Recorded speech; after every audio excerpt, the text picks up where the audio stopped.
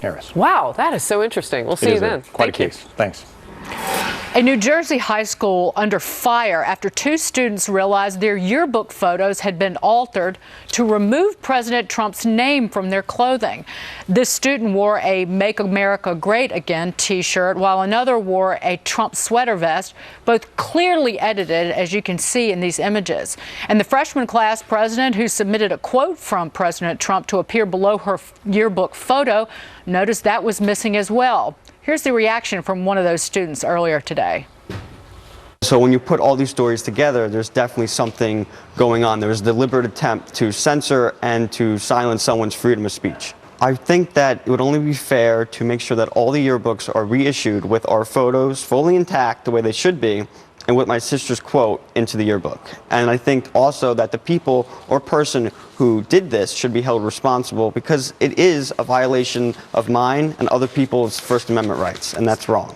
Following the incident, the high school sent a letter to parents reading in part, quote, "The high school administration was not aware of and does not condone any censorship of political views on the part of our students. The actions of the staff involved will be addressed as soon as the investigation is concluded." Congressman, how is this any different than book burning, quite frankly? No, it's not. And I'll tell you this idea, and you see it in the left all the time, where they're all about freedoms and freedom of speech until it's offensive to them, and then you go to your university and you have a safe space from people that say things that are offensive to you, or you have a controversial speaker that shows up. But I'll tell you, I had an experience like this. I actually wore, this was back in October, I wore a Reagan-Bush t-shirt to a farmer's market in Burlington, Vermont. That's Bernie Sanders territory. Yeah. And I got to tell you, I got more people yelling and screaming and pointing at me than I ever thought I could have imagined. Anybody they don't like being offended. With some whiteout on that? Like, I mean, this is a step further, because now you're telling people that what they think and what they believe in can just be erased.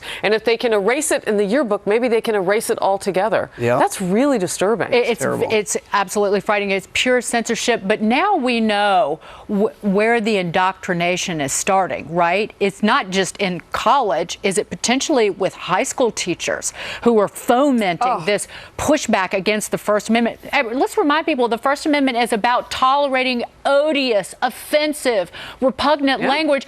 But this is not, this is just the name of the President of the United States. Yeah, talk to teachers from different political stripes and ask them how difficult it is to have a political conversation with some of their coworkers, some of their peers. You know, it's one thing for people in high school and college to be liberal. You're supposed to be. You haven't paid taxes yet. You're full of creativity and idealism. And then when the government really, truly impedes on your life and starts spying on you and takes all your money, until we have fantastic tax reform, thanks to this Congress. We need it. Then, you know, it's like, I expect that, but from these adults who are allowing the indoctrination and disallowing free speech, it's an incredibly dangerous precedent, but it's also so much fun to poke the hornet's nest and wear Trump stuff, even if you don't like the guy. Well, that is true.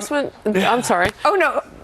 Go ahead. Well, no, I mean, there are a lot of people out there, I think, poking the bear and wearing it on purpose because they want to elicit that kind of response. But Kennedy, I mean, you're a mom, you know this is going on everywhere. And all you can do, that's why you have to take the onus on yourself as a parent. And talk to your kids about free speech and all these different things at home, because they are going to be bombarded when they go out there. And I love the assumptions that are made in public when somebody makes a anti-Trump joke and just assumes that the entire audience is going to laugh along and is with them. So a couple things. For one, for you, Congressman, I didn't know that we needed to homeschool the idea of the Constitution. Right. Like that also is disturbing to me. You mean if my kids don't learn it in school, they're not going to learn it, because it should be a part of their daily lives anyway. That's right. But this is the current president. Can I tell you how many things that we saw with Obama's name on them? Like, I don't understand it. So look, my grandfather fought the Nazis in World War II. The greatest generation, was out doing some really difficult things in building America. And now we have people that are teaching kids to be offended because they wear a shirt that says Trump. We need to remind people, they want to shut down some speech now. Well, guess what? The other side is going to try and shut down your speech if you're not careful. Be very, very careful. Just enjoy life. More outnumbered in a minute.